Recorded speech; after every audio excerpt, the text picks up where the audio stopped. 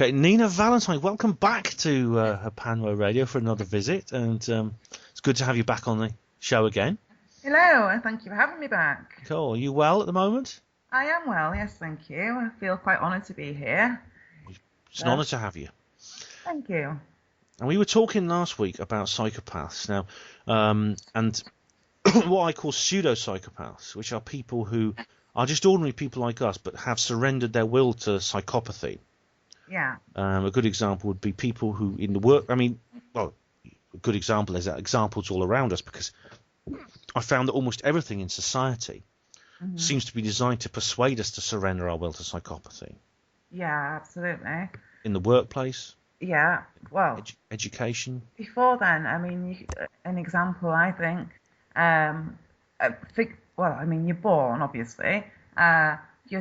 I see so many parents, they plonk their kids in front of the television, the TV's the babysitter. And not only that, but then the kids go to school. Just a really basic example here of fracturing a person from their soul is you go to school and you, as a kid, you have interests, passions in life.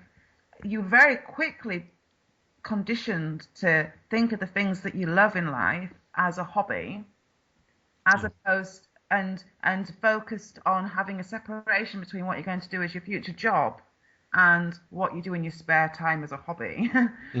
Whereas I think if everyone was working, doing the things that they enjoy and love in life, everyone would be so happy, everyone would be connected to the soul still, everyone would be connected to the things which matter and make them happy. You'd be making money from things you enjoy to do.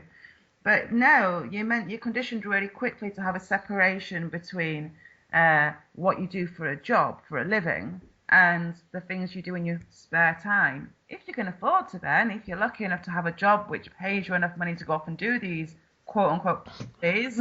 Yeah. That's very true. I've noticed this. We have this dichotomy in our lives between, work and play. Yeah. We have the things you do for pleasure and the things you do because you got to, and you don't want to do them, but you got to. Yeah, and it's crazy. Why should we be? It's going to breed psychopaths when you're being taught that the things you love to do in your life, you can only do if you've got a privileged enough life to afford you the time and the money to spend on these pursuits, as opposed to if you love doing something in life, why can't you have a job which incorporates that? Why? Of course they want to have a separation there because they want to have mindless zombies in society / borderline psychopaths in society / all of the unhealthy things which are bad for your soul. It's craziness. Yeah. A good example is I've spoken about this before on the program. I've made films about this, job centres and unemployment. Yeah. If you go into a job, I think it's actually designed to break your spirit. Of course it is. The staff are trained to be nasty. Oh God, the horrific, demoralising places. And you're talking about when you end up there, you're demoralised and your life's obviously not going well anyway. And then it's like the final nail in the coffin, going into these places and being spoken to and treated the way that the vast majority of these staff, like 99.9% of the people there, are designed to destroy you. The occasional angel might somehow manage to get in there. But my God, they're few and far between. The system weeds them out quite quickly, I find, and they don't usually last the job very long. No, they'll be under such a huge attack, can you imagine? They're trying. This is very much, of course, it's in the media as well. It's conditioning in the media. Even people who are not unemployed, are designed to look down at unemployed people as criminals. It's almost a crime. You're lazy. You're obviously out of work because you could get a job. There's loads of jobs out there, of course. We've seen that, haven't we? But it's just basically because you're lazy. It's Norman Tebbit used to say, "Get on your bike." And, this is all a part of it. Now, Andy Thomas, who was a guest on this program in program 57. He's always said, everything seems to be designed to break our spirit, and this is part of it. A lot of these people in the job centre and as military personnel as well. Military training is actually really something quite remarkable because it's something I've actually done myself, and really? Luckily, I say luckily now. I was very devastated at the time when I got kicked out, but Oh, bless. talk about silver lining. Yeah. I mean, I'm very, very glad now. If I'd stayed in, I would not be here now. But military training is part of this because it isolates you from other people. Yeah. You get very limited contact with your family and friends, especially at the beginning in basic training, and you get exercise to a point of exhaustion, sleep deprived, indoctrination. Everything's controlled. It's a very intense, controlled environment. Yeah. Now, indoctrination. and that takes normal people and turns them into sort of robotic, heartless brutes. Yeah. And I think what you find with military training, medical students have to go through the same thing. Again, it's physical endurance and indoctrination. Sleep deprivation, very much sleep deprivation in terms of, and in your early days when you're qualified as a doctor, you have to learn to just do without sleep. You do long on-call shifts, and of course, in a more watered down sense, it's everywhere else. I mean, the TV programs that are designed, like reality TV and soap operas, are all about this. They're all very, very gloomy. I mean, one in particular is EastEnders. That is particularly pessimistic and downheartening, I find. Oh, God. I mean, horrific. Horrific. It's just horrific. There are constant storylines which are dismal, they're demoralising, they're pessimistic. Yeah. And people watch this stuff every night. Horrific.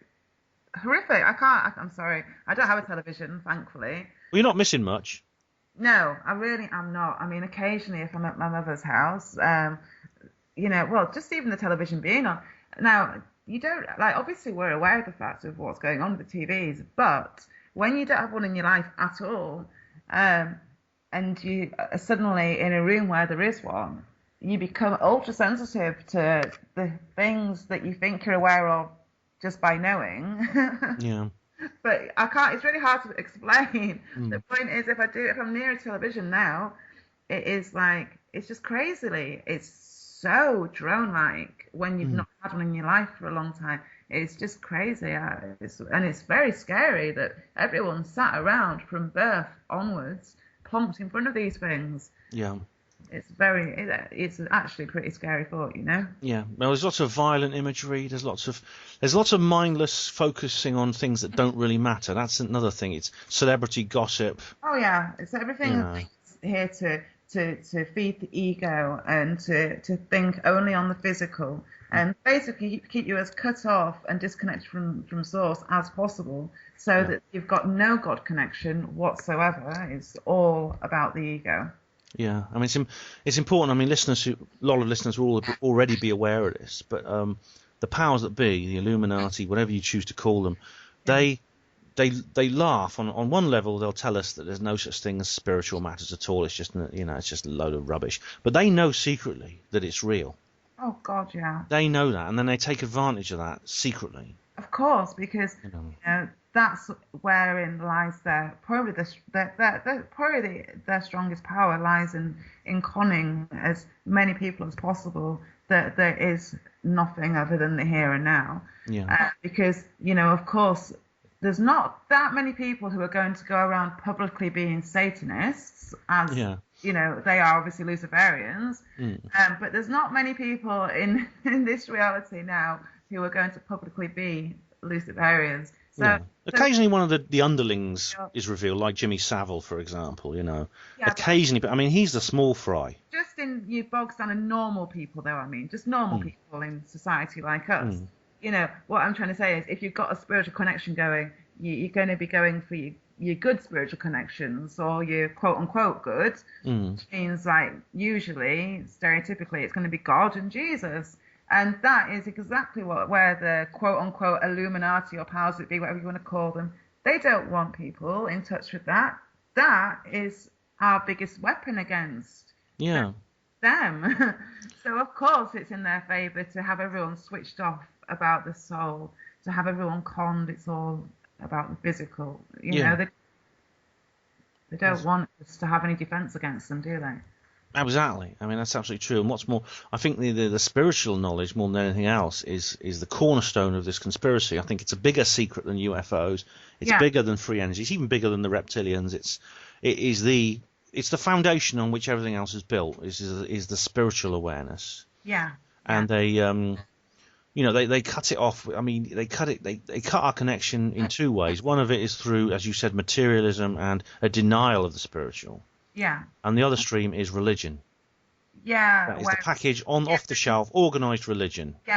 Yeah, which of course is only designed to create more problems. It's controlled. Let me emphasize the con. Yes. That's good. Very symbolic, that word. Oh, completely. I mean, you've not only just got the con part, but you've got what's the other side of it? It's troll.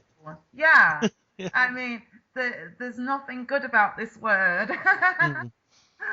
Exactly. Yeah, and it's of course, I mean, the religions are there for people who maybe are looking for something spiritual, and usually they're born into families which believe a certain religion. It could be Christianity, Islam, Judaism, whatever. Yeah. And they'll usually grow up within that system and never leave it. I mean, what I find is interesting though is that these two sides are sort of like played off each other as enemies. Like you have Richard Dawkins on one side, who represents the materialist, scientific, rationalist. Well, he says rationalist. I say belief in nothing. The atheo-skeptic side.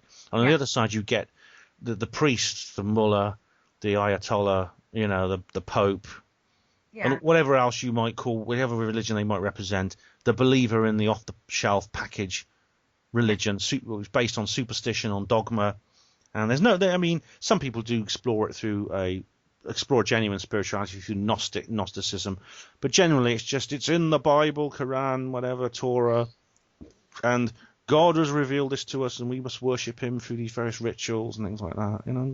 I think it's really sad, because what you've got going on is absolute spiritual abuse of the worst orders, and you've got people who genuinely do want to have a spiritual connection, and they're literally being raped from birth at every which way that they look. It's unless you've got enough about you to be able to build a relationship up yourself and to be able to see through everything that's going on around you, which, let's face it, the vast majority of people want leading or guiding in certain ways. If they're feeling that it's really hard, for people, how you're getting all this information everywhere. How do you know what to believe? How do you? I mean, it really sickens me to the core, especially spiritual abuse. It's like the worst thing, and it goes on all around us all the time, every single day. It does, really does. What interests me is this. I've always been interested in the politics of all this as well, and that is that. As far as the public consumption is concerned, people like Richard Dawkins actually assist with this delusion. I mean, he wrote a book called The God Delusion. Yeah. But the real delusion is very different. The real delusion is that these two sides, the packaged, organised religion and materialistic, skeptical science, are opposite ends of a kind of binary linear spectrum. And they're seen as sort of like fighting each other. They're enemies, and they fight each other. And you have to choose your side. So long as you choose either one or the other. And I find this very, very interesting indeed. It's sinister and it's worrying, but I think it's by exploring it and studying it and exposing it that it becomes the threat is removed. And this is what I thought, because you always get Richard Dawkins like up against some priest or something, and I think to myself, I said, I'm watching essentially what we're watching is some kind of boxing match, and it's controlled. Yeah, absolute insanity. I mean, you've got these two complete extremes, like you say, controlled. It's again control. Yeah. I never thought that, but that's a good observation, Nina. It really is. Yeah. And it strikes me, that. As soon as someone like us, people like us, who are spiritual but not religious nor sort of atheists, as soon as we come along, the religious people and the Richard Dawkins of this world, they will stand shoulder to shoulder and unite in condemnation and vitriol against us. Well, yeah, I mean, at the end of you've also got your New Age movement, which of course is massively. I mean, that's a trap which a lot of people do fall into, but that of course is set up for people who want to explore the spiritual sides. Yeah. to fall into. It's completely there for, it's for set that up. reason, obviously. Well, it was set up by the United Nations through the Lucis Trust, Yeah. and various people like Alice Bailey, who were very connected to the United Nations. Yeah, And it ties in with things like the Tavistock Institute and stuff like that. I mean, that's a big subject we could explore, but I mean, there's organisations like the Lucis Trust and the Tavistock Institute. It all is controlled with people like the Beatles, unfortunately, who were part of this as well. Though John Lennon, I think, tried to break away from it. Yeah, but the Beatles generally were part of. I know. It's well known. Well, amongst people in the truth movement, it is well known, isn't it, that they were Tavistock's finest creation. Yeah, I mean, it's not even a secret now. It's quite open history that the CIA and the British intelligence services infiltrated the counterculture movement in the 1960s. Yeah. In order to subvert it. Yeah. So I mean, so even what they'll try and do, what the powers that be always try and do, is anyone who they think is escaping from one of these pens that they put us in, they try to create a new pen and they dress it up as freedom. Yeah. And that's kind of, actually, I was kind of brought up in that way, where you think that but I think these days that's the biggest con of all is to think that you're free when actually you're just living within a different version of the prison. Yeah, I mean, the Occupy movement is another example of these. Oh God, yeah. I mean, it's completely established basically to diffuse the growing anger that was coming out at the time. Yeah, it's horrendous because you people, everything's so controlled, and people are trying to make a change in the world. But yet, more often than not, when you're trying to make a change, you find yourself falling into yet another trap. So it's like, hang on a minute, how do you know what is the right thing to do and what isn't, when it kind of usually turns out that most of the things have ended up being psyops anyway, and we shouldn't have been doing it like that, because you should really be doing it like this kind of thing. It's all just designed to absolutely destroy you. It's so demoralizing. It's so hard. It's incredibly confusing, isn't it? Yeah, of course. And it's intended to be. It's intended to be confusing. That is the key thing, isn't it? Of course, it's meant to be confusing. It's meant to be demoralizing. It's meant to be heartbreaking. It's meant to be all these things, because we're not meant to be. Well, of course, we really are meant to be, but they don't want us to be doing any of these things. We're meant to just be good little citizens, accepting what we're told. And certainly not trying to change things, Yeah. I suppose that it's a solution, I think, is for people just, firstly, to be aware of the tactics used by the powers that be. So I've found that if you're aware of their tactics, if you understand their tactics, you can very, very quickly identify controlled opposition. And you can look for certain warning signs. The thing, Ben, right, is a lot of people can't see the controlled opposition. A lot of people seem to buy it. And then when you try and like point out to them that actually, it's just another trap. Well, in my experience, and unless you're at the high end of people who really, have got a good eye for these things and have been researching for a long time, or just got good intuition, most of the point. There's a lot of people who get stuck in the cycles of fear and stuck not realizing that they're just running from one bad situation to another and not seeing what's really going on. That's true. Yeah, it's absolutely right. And I mean, I think what I found is, I mean, even the Bilderberg Fringe Festival, which I actually attended, and I was I had a good time. A lot, 3,000 people attended.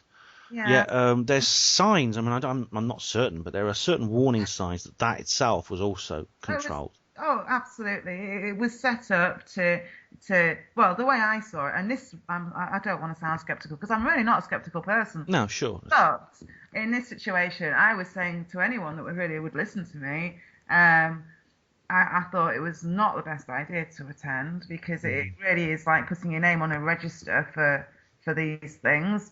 And it was just a distraction, set up to highlight. I mean, let's face it, if something's so secret, it's not going to be on. If something really was a secret, it's not going to be in the papers anyway, is it? So I just feel like we're all part of all these experimentations going on left, right, and centre, and that's just another example, really. get all these people together and let's observe and, Yeah, I mean, it's something that I think maybe a few years ago I might have fallen for it completely, hook, line, and sinker. yeah. But now I think the Occupy thing taught me a lot. Yeah. And the secret, I think, is to remain as independent as you possibly can. Yeah. You can get involved with people, you can meet other people, you talk to other people like we are this evening on CMR. Yeah. But it's always important to not join up or sign your name up or put your flag up with. Absolutely. A lot of people start following people. And when I say that, I really put the emphasis on following. It's true. And nobody should be following anybody other than themselves. Yes, listen, be aware, educated, etc., etc. But at the end of the day, we shouldn't be having idols all over the place. That's just like a form of religion or a form of controlled religion, isn't it? To have idols left, right, and centre. Oh, definitely, yeah. But a lot of, there's a lot of that which goes on. We're bred. Let's face it, people are bred these days to have idols, whether it's singers or if it's not music you're into, if it's the truth movement you're into. People seem to substitute where other people will be into the movie stars or singers. It's like they'll have the truth movement idols instead. But no, we're all like just people here trying to do different things, and that's how you have to remember. It's dangerous to have these like idealistic figures. It's not a healthy thing to do. Everyone should be like, we're all, yeah. Yeah, I know what you mean. It's very important. I mean, it's funny because I went to a conference called Alternative View. There were 4 of them actually. I went to 3 of them.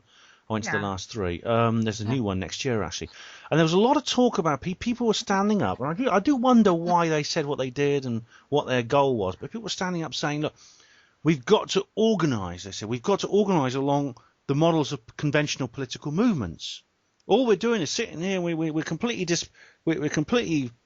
disparate. We're a disparate group of people with no unity and no direction.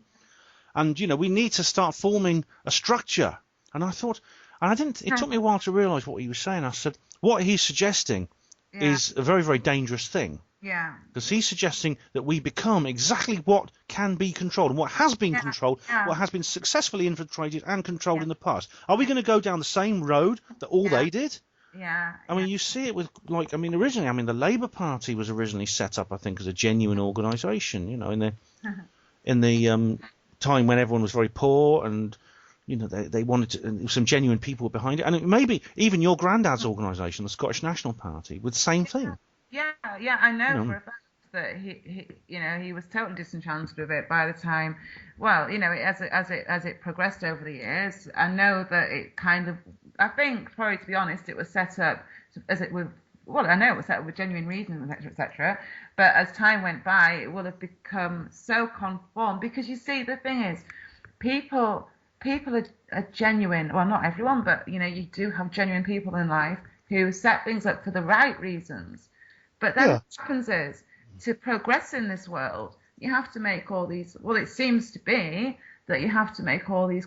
You can't. I think if you're totally compromising to try and progress, in the end, you become that disconnected to whatever it was that you were originally trying to be, that the original idea is being eaten up and absorbed by the world's way, which obviously, if you're trying to stand up against the world, isn't the way that you want to be. If you're trying to better the world, you do not want to be absorbed by that force you're trying to work against. But if you keep compromising and like letting little parts of things that you hold dear to you go to try and get further on, what you're going to lose, you're just going to lose the whole thing in the end, the passion, the whole thing, the reason why you were doing that. It's going to get lost. It's going to get chewed up.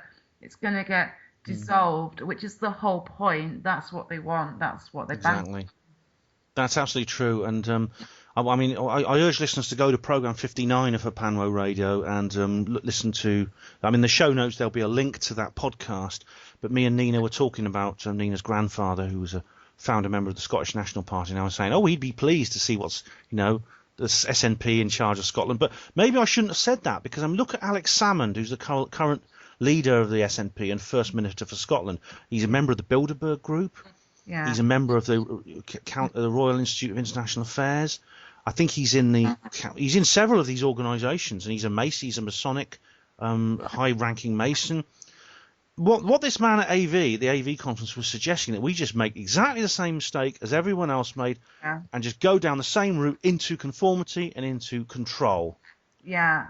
Which is a tried and tested mean, and we're just going to walk into exactly the same trap that everyone else had walked into before.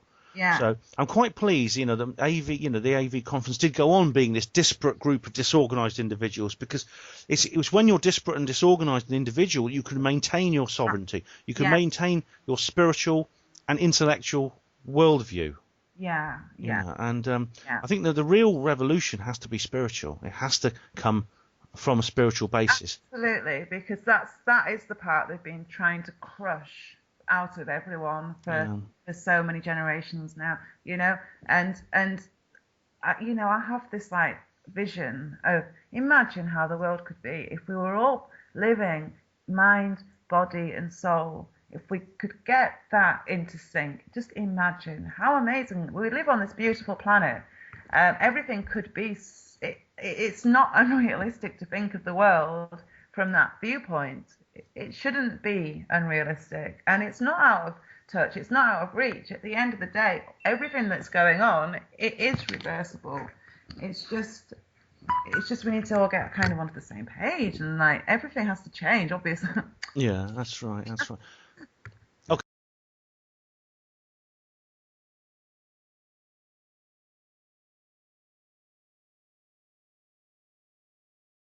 Now, Nina, I mean, there's an excellent the I Ching, which is the ancient Chinese book of divination.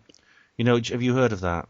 I actually haven't. No. It's a book which is a Chinese wisdom book, and it's also used for divination. You flick through it and things like that. And that sounds cool. Yeah. And it has a chapter entitled Revolution, and it says that in a revolution, 2 mistakes must be avoided at all costs. Firstly, it's important not to move with excessive haste in thought or deed, nor be excessively harsh. And secondly, any revolution must be based on a higher and inner truth.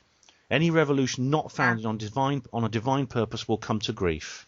Yeah. And I think that's those words, which were written over 4,000 years ago. Amazing. They apply every bit as much to our world today as they did to the China of the second millennium BC. So that's very, very profound. Definitely. Yeah. And also like quite revealing, at the end of the day, time to that thing, I'm going to say quote unquote time. Yeah. No, it doesn't really exist. So with time not really existing, actually, it's not so surprising that those words fit so perfectly. Yeah. That's exactly right. Yeah. It's really quite remarkable. So I do urge listeners, to bear in mind what we've said when some very charismatic truth movement member comes along and sort of says, I'm the way, the truth and the light. You join this organisation, and we'll campaign to bring all these things that you become aware of about 9/11 and UFOs, etc., into the public arena.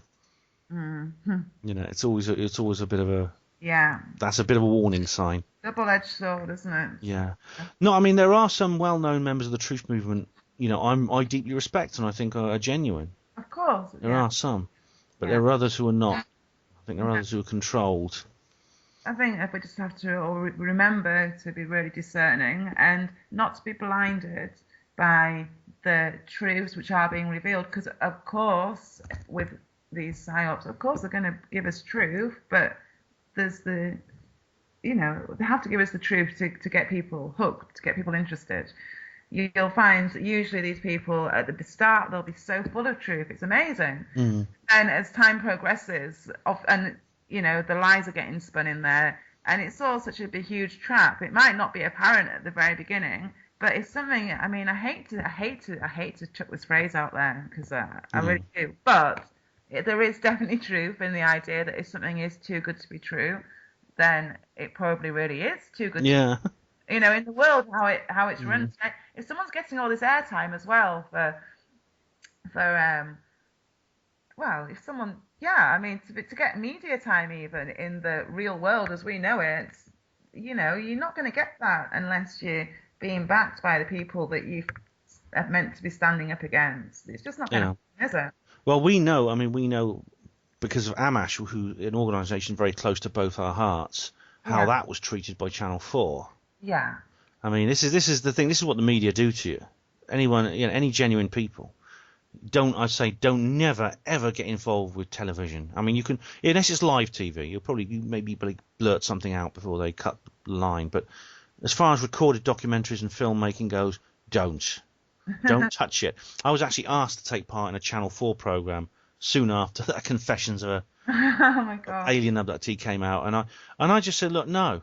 Even though this was not Off the Fence Productions, this was a completely different company called Waddell Media, based in Northern Ireland. I spoke to a very nice lady, who was very friendly, and I wasn't nasty with her, but I just said, look, I know this is not your fault. You weren't involved in this program, but I just don't even want to appear on the same damn screen that brought the world that disgusting travesty. Yeah. And of course, I mean, the effect it's had is devastating. I mean, the organisation has fallen apart. The people who were involved in that program have turned against everyone else, and it's an awful situation. So don't ever go to the media. The media are our enemies.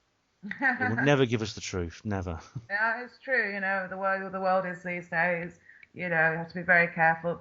Very careful who you speak to even about this stuff. If you want to be able to be left in peace, to live your life and to find out what really is the truth, you have to be careful about how you go about it. I know some people go running to the doctors and stuff and start talking about mind control issues. Mm-hmm. Well, that is not a good idea. You can't fight the system that's doing this to us within the same system. It's just not doable. Yeah. You can only have a voice against that system by taking a step back from the system. You can't do it within the same system. It doesn't make any sense to me. How can you fight something with the same system that's so corrupt? Yeah, it was Albert Einstein said, who was far more than just a physicist. He said, you can never solve a problem from the same degree of intelligence that created it, or the same level of consciousness that created it. Yeah. I think it's extremely wise of him, definitely. Yeah. Yeah. So have you... Sorry. No, go on. It's okay. I was going to say, have you had these insights which you've spoken about all your life, Nina? Yeah, I think I've been really lucky because, I was just really aware of the fact that the way that my family wanted me to do stuff was not a way which worked. I was very aware of the fact that money was not the key to success and happiness. I was very aware of the fact that you couldn't buy love. I was very aware of as a kid, I mean, my family were atheists. They were very into science. I mean, I grew up with my mum's side of the family. So my dad's side, I can't really speak for them too much, but I don't think they're overly religious in any way, shape or form. I've never witnessed any of that. But anyway, yeah. So as a 4-year-old child, I've taken myself off to a neighbour's down the road, and I'm going to church with them. Now, we know that organised religion isn't the answer. However, I was just still obviously in touch with the need for a spirit, to keep in touch with my spiritual side. I've always had to have my spiritual side awake and never let it go to sleep. Yeah. So, yeah, I've been very lucky in that I've always known that the world isn't right how it's working. It's just been a matter of the older I got, the more obviously that I managed to work more stuff out, Yeah. Natural. But I've been lucky in that I've been able to do that, because it seems like most people conform to the world. It's like some people might be awakened to a certain point, but then if you're going to be a quote unquote good citizen as you're brought up to be in this world, then there's a point at which you'll let go of all this stuff to conform and become a good citizen. When I refused to do that, I might not have gone about things in the best way that I could have done with hindsight now, but the facts are that I didn't really know how to go up against it, but I was not prepared to be a part of that system. So I've always stood against it. I've always known, and I feel really blessed and really lucky to have been in that situation.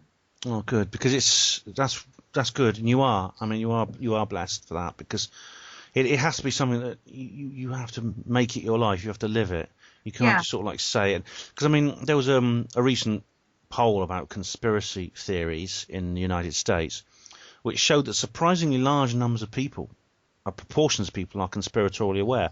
I mean, even now, after 50 years, the majority of Americans still doubt the Kennedy assassination, and a whole quarter of them believe the government's lying about UFOs. And Yeah. so, I mean, a lot of the challenge, I think, of the truth movement is not just getting the information out there; it's getting people to take action on the information they already have. Yeah, absolutely. So basically, what we're saying to you, if you're out there and you're a closet conspiracy theorist, come out of the closet. Tell your friends and family. Say, "Hi there, everyone. My name is Ben, and I'm a conspiracy theorist." Ben, seriously, these days, people don't have to even put themselves through that. You can get online and you're going to find like-minded people. It's so much easier. That it's not like it was before, where you would feel isolated, potentially could feel really isolated, potentially could feel like you were the one, which was a bit crazy. It's not like that anymore. You know, you can find like-minded people a lot easier. Now, there's pros and cons to this, of course. The con being, of course, that they've got us all kind of pigeonholed, but the pro being that these days there's not really any need to be sat feeling like you're the one going mad in a world where actually you're the one who's absolutely sane, and it's the world around you which is completely insane, you know? Yeah. There's nothing sane about the way we are meant to be living in this world anymore. I don't see insanity within it. I mean, anyone who feels like they're keeping their head when other people, as the proverb goes, other people around you are losing theirs. Maybe you haven't misjudged the situation. Maybe, you know, this is the whole point. But I mean, it's very, very. I mean, I'm a great believer in the critical mass, which is why I'm so pleased this radio station has that title, the Critical Mass Radio. It's a great title. Yeah, I mean, I don't know if you're familiar with Lyle Watson. Do you know who he is? No, I'm not. It's basically, he's a South African scientist who started his career in a very conventional sense. He was a biologist and zoologist at some university in Johannesburg, and he came through his scientific research to a lot of the same conclusions that we have. Yeah. He got involved in the spiritual aspect of things and stuff like that, and he came up with the idea of the 100th monkey. Oh, right, yeah. 100th monkey effect, yeah. Yeah. He was saying that if a certain group of people, within any species of animal, if a certain number of them have a particular type of knowledge. He used the example of monkeys on a particular island. Yeah. They learned to wash. They used to eat potatoes, and they used to wash them in the sea to improve the flavour, to get some salt into them. Yeah. And he said what would happen is one monkey would do it, and one of the others would see them do it. Yeah. I mean, the same thing happened in this country a few years ago with birds, where they used to peck the lids of milk bottles to get the milk inside. Yeah. Now, one of them would do it, and then one of them would work out how to do it on his own. The other birds would watch and think, well, I'll have a go at that. Yeah. And they obviously, through that slow process of learning, and a piece of knowledge will eventually could spread through an entire population. The thing is that it didn't work that way. What Lyle Watson discovered was that a certain number of the species would learn it the conventional way, and once it reached a critical mass, a certain ratio of the whole population, that knowledge would immediately, exponentially explode into the rest of the poppopulation. Yeah. And the others who had never seen that happen before automatically know how to do it. Yeah. So I'm a great believer in, and that applies, if it applies to monkeys and it applies to blue tits, it applies to humans. Yeah. Well, it's showing that there's something more at hand than just the physical. I mean, it's showing that there's huge parts of the world, well, I didn't want to say the word, but consciousness. Yeah. That there's so much more going on than just what we think we can see and that we think that we know. It's showing that everything's connected. It's showing that once things tip a certain ratio, it just becomes in the knowledge pool, which is available for everyone and everything involved, you know. Yeah, that's it. It's what Rupert Sheldrake, who's very similar to Lyle Watson. He's a British He's a British scientist who's active today at the moment. He calls it morphic resonance. Right, yeah. He says yeah. he's basically come up with the same thing. He's also Yeah. studied things such as psychic powers and things like that, which are related, very much related. So, Nina, I mean, I myself have seen strange things in the sky. There's probably a dozen things I've seen. 3 stand out as significant and really seem to defy mundane explanation. Have you had similar experiences with things in the sky? Yeah, I have seen a few, like what we would call UFOs. I mean, there's no other way to describe them. The first time funnily enough, the first time was up by Menwith Hill. There's like a reservoir up there. It's a strange place, is Menwith Hill, isn't it? Well, yeah, actually, I could sit here and talk about that, or I could talk about something more recent, which is far more interesting. Well, I mean, it's actually far more interesting than just seeing a UFO in the sky. Sure, whichever. Talk about the more recent thing, which is more interesting. Okay, well, I went up there a couple of weeks ago. We better tell listeners actually what it is, Menwith Hill, exactly. What exactly is it? Well, it is like officially, quote unquote officially, it is the world's largest spy base, which came into effect. Its peak years would have been through the Cold War, and is like obviously still in effect today. Of course, I have a bit of a problem with that because if you really were a spy base, I'm not saying it's not a spy base. However, I'm saying it's a bit odd to publicly go on record and admit being the world's largest spy base. I mean, what on earth is secret or covert about that? No, yeah. Thing at all. In fact, there's nothing about Menwith Hill which is covert. It's very in your face up there, you know. Well, no, I say that. That's not true. It's underground. It's an underground facility. Yeah, it has these huge radome antennas like big golf balls. It has the golf balls. Yeah. Huge fence and security, massive security there. Huge security. Apparently, I did a video about it. Well, I took a load of pictures and posted them up on YouTube a while ago. And there's people that have commented and they're like, there's more security there than there is at Area 51, etc. You know, it's like crazy. Yeah, it's I mean, there's it looks to me. I mean, I went to Australia once and I saw Pine Gap, which is mysterious place, not far from Alice Springs in the middle of the desert. And I went past there on a coach and got a very strange feeling looking at it. And it looked very like, apart from, of course, it was the open desert, it was just desert landscape. It looked exactly like the pictures I've seen of Menwith Hill. I've never actually seen Menwith Hill, but it looked exactly like these pictures. Yeah, it's an interesting place. I mean, I've always been quite fascinated by it because, just because of what it is, you know, it's so unusual to live right on the doorstep to a place like that. And I really have literally my whole life, apart from the first 3 years of my life, I have always lived on the doorstep to there, really.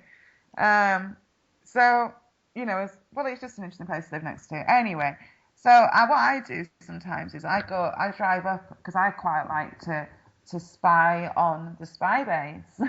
Yeah, give them a taste of their own medicine. Yeah, and I like to go up and take pictures and stuff, and I just like to go. Yeah, I mean, I find it's an interesting place to go, and it's an interesting thing to do.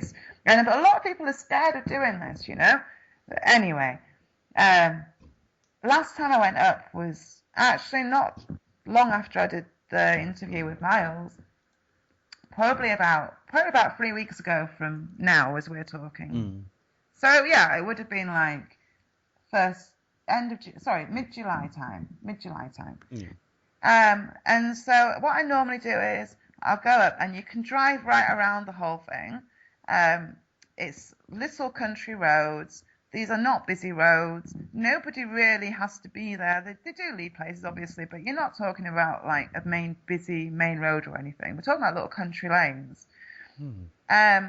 So anyway, I went up, drove round. Normally, I would stop and start taking photographs. However, this particular day, I wasn't actually doing that. I was just driving down the road. Now, what you've got your Menwith Hill facility. And then the way that I was facing, there's a wind farm to your left on the horizon. And I was actually parked up. I had a friend with me. I was actually parked up, and we were looking at the wind farm and making the connection because of the fact that Menwith Hill is a massive underground base. That is what's not advertised about it. The fact that there is actually like a whole entire underground thing going on there. It's like a whole city beneath there. Anyway, so we were parked up and we were looking at the wind farm because the connection obviously being Menwith Hill needs a lot of power. There's a wind farm park right next to it. And two 4x4 Land Rovers are coming down the road. They just turn onto the road we're on. I was pulled over, but wasn't off the road, but I was pulled over to the left. I was about to start taking photographs. Anyway, I said to my friend, "Do you see that car? Those two Land Rovers coming towards us? They are definitely undercover cars." The very second I said that, the car that was leading the two, because undercover, they always go around in pairs, don't they? The car that was leading went from being a silver 4x4 Land Rover to being a police vehicle. It changed its appearance, yeah. Really? Yeah. It's like transformed? Well, yeah, originally I was saying it uncloaked. But no, it didn't uncloak. It, as you said, it changed. It changed its appearance. So it was fascinating. I mean, it was the second that I pointed out that it was an undercover car, it changed from being a silver 4x4 to being a fully marked police car. That is remarkable. Remarkable, yeah, really remarkable. Did your friend see that happen? Yes, which was really great because obviously, it's better when two of you see the same thing, isn't it? Yes. It can't be in your imagination if two people see it. Exactly. That's I mention it really because Miles mentioned it when I told him, and he mentioned it when you did the interview you did with him. But it was really fascinating. They did stop next to my car. They did start asking questions. They were very odd, very robotic, very. They were going on about the road being very dangerous. Oh. Why? What are you doing? This is a very dangerous road. He said the word dangerous about 6 times in the space of half a minute or something? It was crazy. So this vehicle, I mean, this was a Land Rover, became a police car, and then it stopped. It pulled you over, and these police, do they look like normal police officers with normal uniforms? They were wearing uniform. Right. They looked like quote unquote normal police officers. However, we're talking about 2 quote unquote normal police officers sat behind the wheel of a car which has just changed its complete appearance. Yeah. That's why I asked, because I wonder who these people are, or if they are people. I mean, exactly. If the car can do this, I mean, I don't want to run around saying it could have been this, it could have been that. But what I am thinking is that it could have been. Well, it just fits you it fits like your kind of typical Men in Black type situation. Yeah. They're changing the situation, changing the appearance to fit the situation at hand. Yeah. I was just thinking that it's straight out of a book by John Keel about the Men in Black. Yeah. Did their faces look normal? Because did they just have normal human faces? They looked very robotic. They had shades on, of course. I'm not kidding you. They actually had shades on. Was the weather sunny that day? Well, yeah, it was sunny, but they weren't facing the sun. They were driving away from the sun. I mean, it just sounds a bit corny, doesn't it? That they all both sat with shades on, even the one that wasn't driving. I don't know about you, but if I've ever had any conversations with police officers before, I've never had a conversation with a police officer with shades down before. Not in that situation. However, I don't go around having conversations with police officers very often, Yeah. So I might not be the best person. I don't know. What was odd though, right, was so we have this conversation where he's going on to me about what am I doing? It's very dangerous, very, very dangerous. And so anyway, I say to him, well, I'm actually talking to you. You tell me, you've asked me to speak to you. I'm enjoying my day, you know. Yeah. You approached me. Well, what can I do Good for point, you? yeah. You know, because I did. They approached me. I didn't approach them. I didn't approach them. Anyway, but they must think I'm bonkers, like, because I'm parked opposite, like next. We've got Menwith Hill on my right, but we weren't facing Menwith Hill. We were facing the opposite way, kind of thing. So anyway, then my friend who I'm with, in the end, he goes, "Oh, we're actually just looking at the wind farm," which we were. We were facing the wind farm. And that threw them right off the tracks, you know. It was like so surprising to them that we parked next to Menwith Hill. Yeah, we're looking at the wind farm. And it threw them off. And it was like they just did not know how to react to this information. And as a result, they carried on. He muttered on about the dangerous road to me again, and then they drove off. Well, it's odd. So their style of speech was unusual. Yeah, in your view. Very robotic, very scripted. The whole situation was unusual. Ben, it was a normal silver 4x4, 1 minute, and the next minute it's a police car. The second I say there's undercover officers there, it was the second I said that car changed. How curious. Yeah, I mean, I remember Miles talking about this, actually. Yeah, I do urge people to go to program 54 and 56 of HPANWO Radio. Links in the show notes for the listeners. Now, so when they drove off, did the car just stay as it was as it drove off? It remained a police car? Yeah, well, this is the thing. You see, and you've got to bear in mind also, there was 2 cars. And now, I can only give you information on the first one, because the second one, honest to God, this is like a little bit embarrassing to admit, really, but the second one, it could have been running rings round us for all I knew, because our attention was totally distracted by the first car, the car that was pulled up next to us. Yeah, well, that's understandable. All the questions. I can't give you any information about the second car whatsoever, other than they both started off as 2 4x4 Land Rovers, and the first one, I can only give information on the first one, because the second one, I have no idea. I have no idea what happened to that. But yeah, it drove off as in the same foot. I mean, yeah, it didn't change. It didn't, to my knowledge, whilst in my view, it didn't go back to being a silver car. You know, but it 100% was to begin with. It wasn't like we only saw it for a split second. I mean, we're talking about a car driving towards us. I was watching it for a while before I said that's definitely undercover officers there. It wasn't like I said it the second it came into view. Yeah. You know, I have. As a driver, you're obviously observing the road, aren't you? I might not have been, my car was stationary, but the way I was parked, I was in the road a bit. I wasn't properly completely off the road. So, of course, I'm paying attention. Anyway, listen, then what happened was we left there and we went to the Fewston Reservoir, which is where actually I saw my first ever UFO type experience. It's there, it's the same place. And that's where we went. It's only like about 2 or 3 miles away. It's probably 2 miles away from Menwith Hill. So we went there. It's a really nice, you know, it's a lovely place. There's big woods there, lovely reservoir, lovely sunny afternoon. Well, it would have been evening by then. Anyway, we got followed there, of course, didn't we?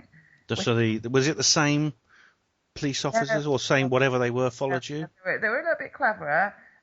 It was 2 undercover guys dressed in black. But I mean, when I say a little bit clever, I mean like as in they didn't follow us so obviously. And actually, we'd been sat there about 5 minutes before they made their appearance. But they were so obvious. It was just, you know, I'm sorry, but you understand how agents behave and act. You get to see. I mean, you'd have to be a fool to not pick up on these things, especially when you're into the truth in the world, you know. You become aware of how different types of people behave, don't you? Yeah. So, yeah, we got followed down there by these 2 guys. It was interesting. It was really interesting as well, because not only the stuff that was going on, like the great interest in us, but, I mean, I feel a bit silly here, really. I've always been aware of Menwith Hill being there, obviously.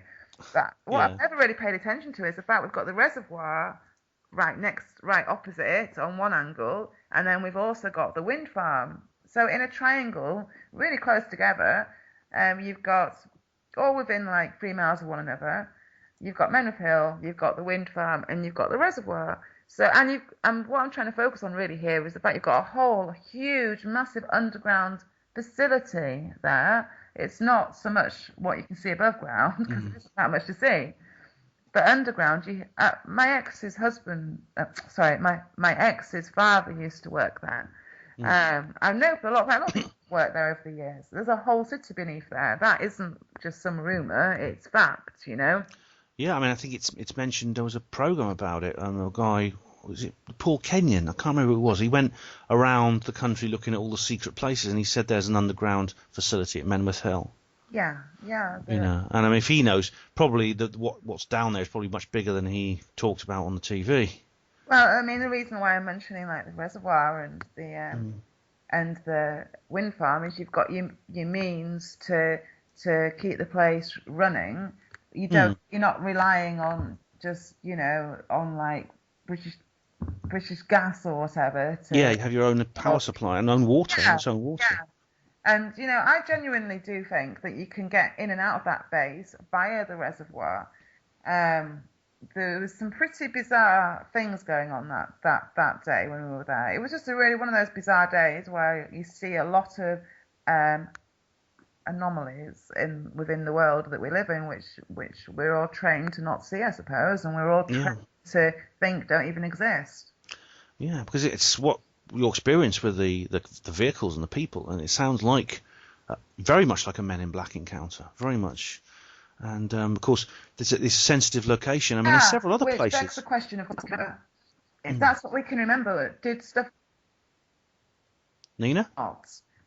All right. I'm only aware of my conscious memories, but you know, who knows? Who knows? We're only ever aware of what we can recall at that given time. Yeah. Did you have missing time at all that day? To my knowledge, no. Okay. But what is time? I mean, come on, time doesn't really exist. Time doesn't exist. It means you can bend time. You can work within it. You can work within the concept you call time. It is all such an illusion. We're only ever aware of what we can recollect or what we're being told is real. Yeah. So at the end of the day, we have such a tiny grasp on what's really going on around all of us all of the time. There is always so much more at play than what we're aware of. Yeah. Well, Nina, we're coming to the end of the interview now, but do you have a website or places where people can find out more about you? I do have. I have a page on Facebook. It's called Infinite Realities, but the is spelled with a Z. I couldn't get it. They wouldn't let me spell it correctly, so I had to spell it with a Z. So Infinite Realities with a Z at the end. So anyone could like that page. I do post quite a lot of stuff on it. But I also have a group which is also called Infinite Realities with the correct spelling. Right. So yeah, people can. You have a YouTube channel too, don't you? Oh I do. That's called Quidde. It's KWIJIDA. Right. Yeah. So that is actually my African surname. That's where that comes from. Oh, right. Oh, well, Nina, this has really been interesting. It's great to have you back on for a second time, and hopefully we get you back on for a third time at some point, because, I mean, there's so much more we could talk about. Well, yeah, it's been really good to be here. And, yeah, it's timeless, isn't it? I mean, I don't want to keep going on about the time. It's true, though, isn't it? There is so much, isn't there? Yeah. Thank you for having me here. Oh, thank you, too. Thank you for being on. Bye-bye. You take care. Bye.